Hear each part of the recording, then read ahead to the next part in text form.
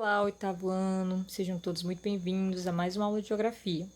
Nós iremos falar agora sobre o percurso 19, Agropecuária no México, na Argentina e no Brasil. Essa será uma aula supervisionada pelo professor Maurício e ministrada pelos alunos do IFCE residentes Ana Tabita e Cláudio Nísio Silva. Iremos falar agora inicialmente do PIB agropecuário, principalmente do México e da Argentina. Iniciando pelo México, nós vimos nas aulas anteriores que o México ele vai ter ali uma desigualdade social bastante considerável, mas apesar disso ele vai ter uma importante influência no PIB da América Latina, juntamente aí com seus vizinhos Argentina e Brasil. Isso vai se dar principalmente por conta da sua filiação com o NAFTA, aquele acordo com os países norte-americanos criado em 1992, que vai contribuir para esse salto, esse crescimento na economia mexicana, justamente por conta dos investimentos estrangeiros no país e por conta do aumento das exportações para os países membros, no caso, Estados Unidos e Canadá. E se tratando da agropecuária, ela vai ter um menor impacto no PIB mexicano, de apenas 3,6%, em comparação aí com os outros setores, principalmente o setor industrial, na extração mineral e na exploração de petróleo, e o setor de serviços. Isso também ocorre na Argentina, que, segundo o livro, 6% da participação do PIB é na agropecuária, e no Brasil com 5,3% da participação do PIB. Agora nós iremos entender por que a agropecuária tem esse baixo fator de influência no PIB mexicano. Isso vai se dar justamente por conta das características físicos naturais do território mexicano.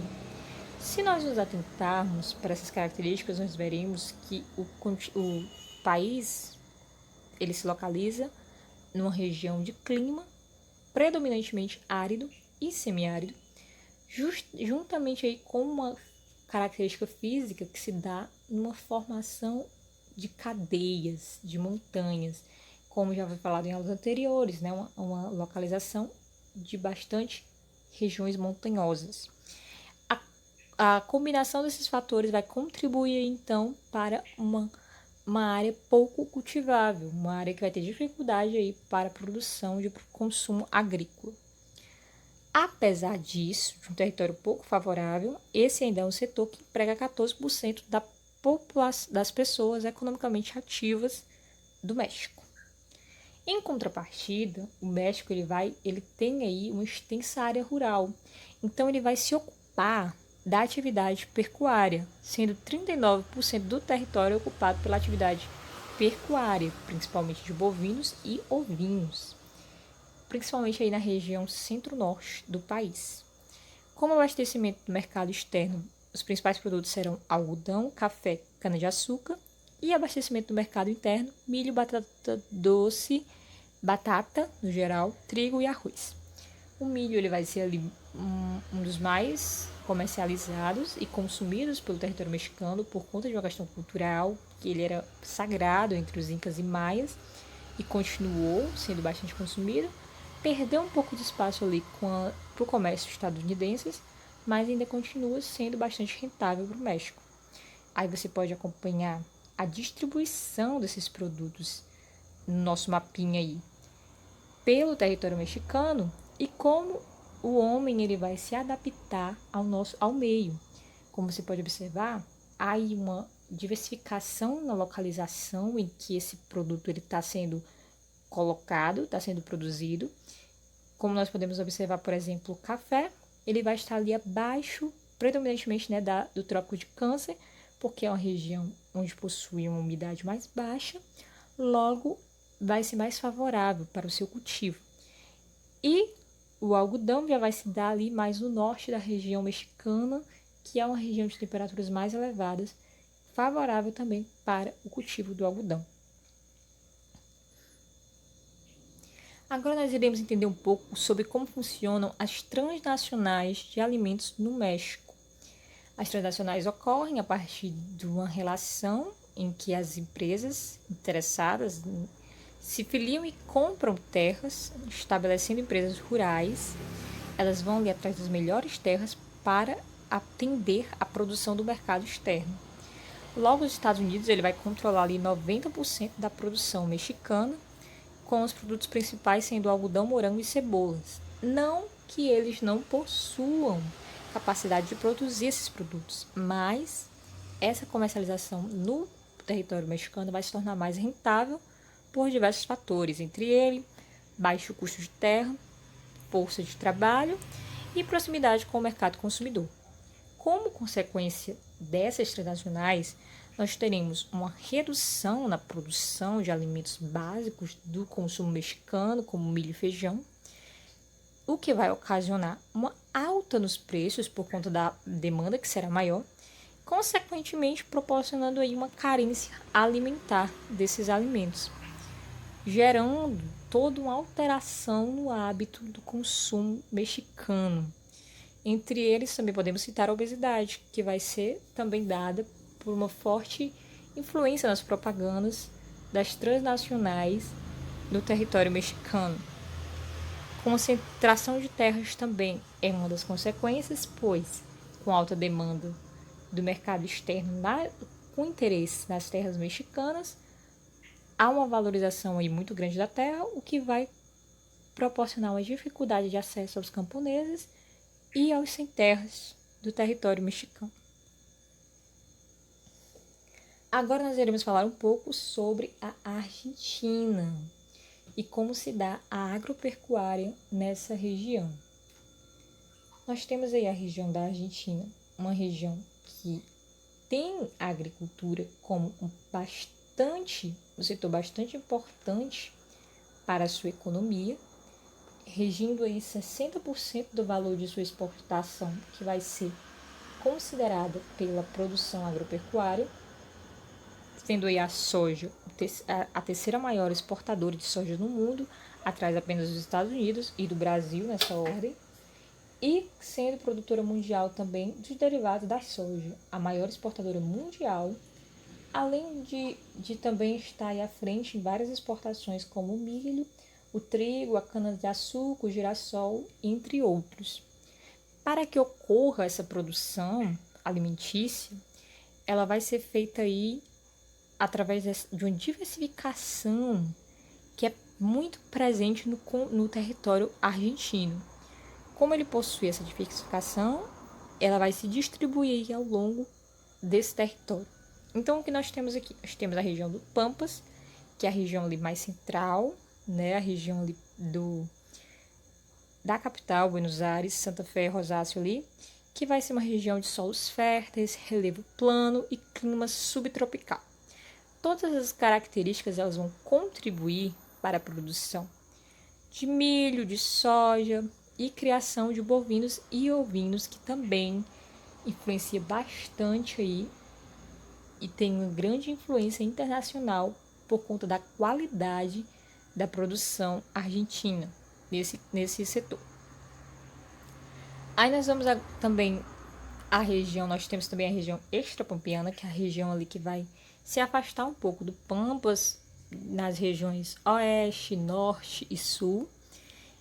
E essa vai ser uma região com uma umidade mais baixa, que logo vai ser mais propícia para a produção ali no Chaco de algodão, erva mate, cana-de-açúcar, e ali nas proximidades de Mendonça, a cultura de frutas e vinícolas, por exemplo, e de oliveiras.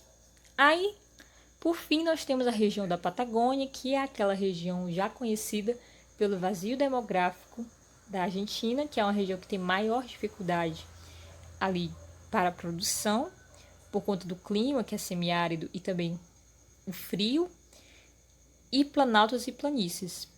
A vegetação é a vegetação de estepe, e a criação ali ela vai ser extensiva e principalmente de ovinos para a produção de lã. Então, nós podemos acompanhar nosso mapa a produção de trigo ali na região dos Pampas, de milho, e a região ali mais ao norte, que é a extrapampiana, de algodão, como vocês podem observar. Pessoal, bom, a gente dando continuidade aqui a nossa aula, né, do percurso 19. A gente tem aí a agropecuária no México, na Argentina e no Brasil. Vamos aqui ao nosso slide. Dando continuidade aqui, né? A professora Tabita já estava falando com vocês. E a gente vai falar aqui agora, eu vou falar aqui com vocês sobre os circuitos da carne e da soja nos pampas argentinos e no Brasil. A expressão circuito ela é entendida como uma rota, um caminho percorrido para se atingir um certo lugar, sabe? É todo ali um percurso ali onde tem uma destinação para um lugar. É assim o caminho percorrido desde a área de produção até o mercado de exportação. O mercado de exportação é onde essa soja ela é plantada em um lugar e ela é transportada para outro lugar, e desse lugar ela parte para o seu destino, para as vendas, outros países ou outras regiões do Brasil, né? Seu mercado consumidor interno e os portos de exportação, né? Para chegar ao mercado consumidor externo também. Nesse cenário de circuito da soja, a Argentina ela leva vantagens e a gente vai ver quais são essas vantagens que ela detém. Só passar aqui o slide. Na Argentina, quais são essas vantagens? As maiores concentrações de plantio de soja de criação de gado bovino e ovino na Argentina, elas se encontram na região dos Pampas, né, que é aquela região ali também que é um bioma ou um domínio morfoclimático, isso vocês vão ver posteriormente, que também é presente no Brasil. Né, uma área de bastante planície e solo não é fértil, mas existem as correções, né, do agronegócio que são capazes de torná-lo fértil e ideal para o plantio. Né?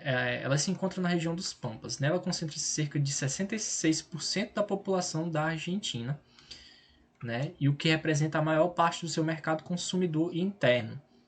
Ou seja, ela está próximo. Vamos começar a falar das vantagens da Argentina quanto ao Brasil perante a distribuição da soja e da carne. Onde ela planta, na Argentina, onde ela planta, ela também está próxima do seu mercado consumidor interno, que são as pessoas que moram aqui, que moram ali naquele país, que moram na Argentina, né? Diferentemente do Brasil, isso a gente vai ver mais à frente. O que representa a maior parte do seu mercado consumidor interno. Nos Pampas localizam-se dois importantes portos, que são de Buenos Aires, no Rio Prata, e o porto fluvial da cidade de Rosário, no Rio Paraná, que tem acesso ao Oceano Atlântico pelo Rio da Prata. Né? O fator da vantagem, a distribuição. Ela está próxima de portos, o seu local de concentração do plantio está próximo a portos e isso facilita a sua distribuição.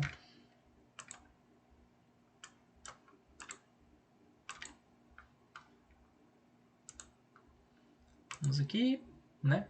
Olha, aí essa vantagem ela ocorre porque na Argentina os produtores rurais não são tão distantes do mercado de consumo, representado pelas indústrias e pelos próprios criadores de gado, que usam o farelo da soja para alimentar o gado, como ração animal, e também por não estarem distantes dos postos de exportação. Além disso, o tempo de espera causado pelos congestionamentos de navios graneleiros e frigoríficos, que os graneleiros são os para transporte de grãos, né? E os frigoríficos para o transporte da carne. Nos portos da Argentina, é menor do que os portos brasileiros. Esses fatores conferem vantagens competitivas e mais ganho aos produtores argentinos. Ou seja, como a gente já falou, a Argentina ela planta, né, numa região e nessa região ela tem portos, isso facilita o escoamento, bem diferente do Brasil.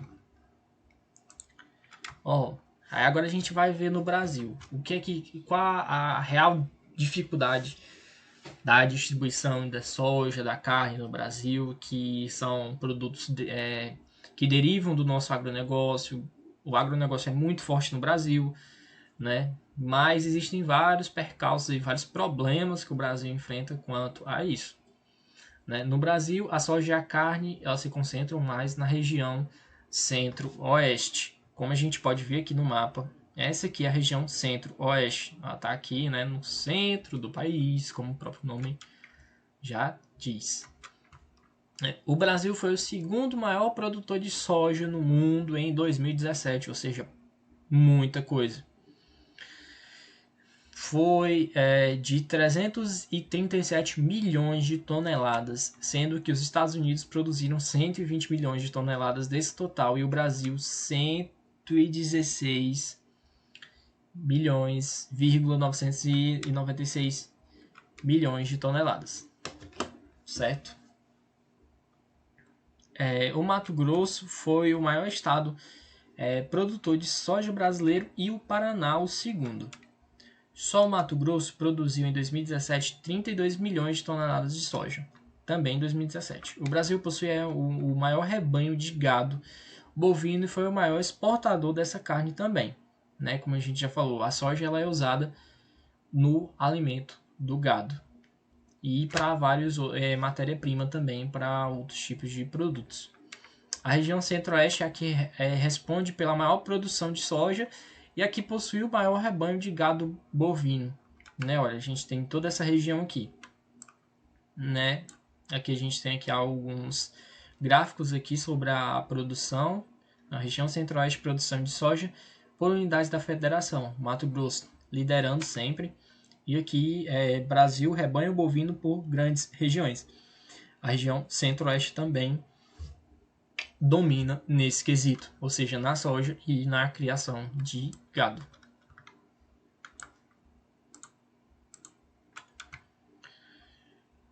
Bom, aí a gente vai tratar sobre o assunto dos problemas da distribuição no Brasil. Os produtores de soja e de carne do Centro-Oeste estão a uma longa distância dos locais de distribuição.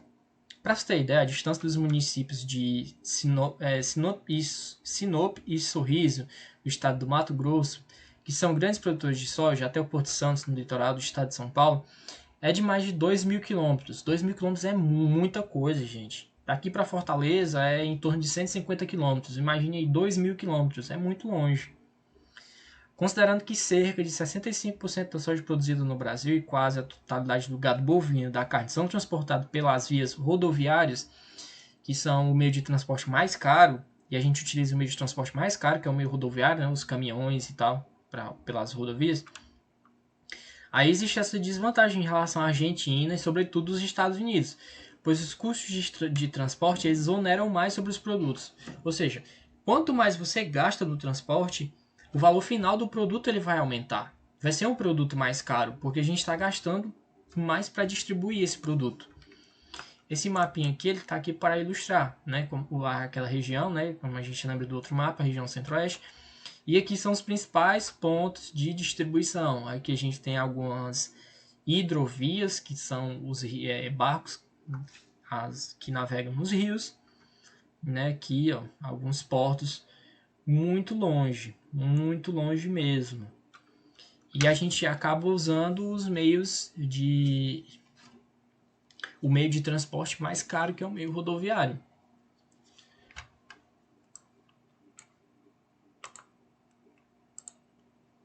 No Brasil, as distâncias deixam de ser inconveniente caso houvesse uma boa estrutura de transporte rodoferro e aquaviário. Que se a gente usasse mais ferrovias e elas tivessem uma linha férrea maior no país, a gente usasse melhor os nossos rios, que também temos bastante rios que são em boa parte navegáveis. Isso barateia, porque são veículos que transportam grandes quantidades de carga e gastam bem menos. Já os meios rodoviários, que é o que a gente tem aqui, a gente também sofre, além de a gente só usar os meios rodoviários, a gente sofre por as rodovias não terem uma boa qualidade. Geralmente são rodovias muito esburacadas. Aí a gente tem a questão de combustíveis caros. E o caminhão ele não pode transportar tanto. Se você for comparar um caminhão com um trem, a capacidade de carga de um trem são de vários caminhões. Ou seja, isso acaba encarecendo bastante o nosso transporte. Né? Juntamente com terminais de transbordo suficiente para aparelhamento portuário.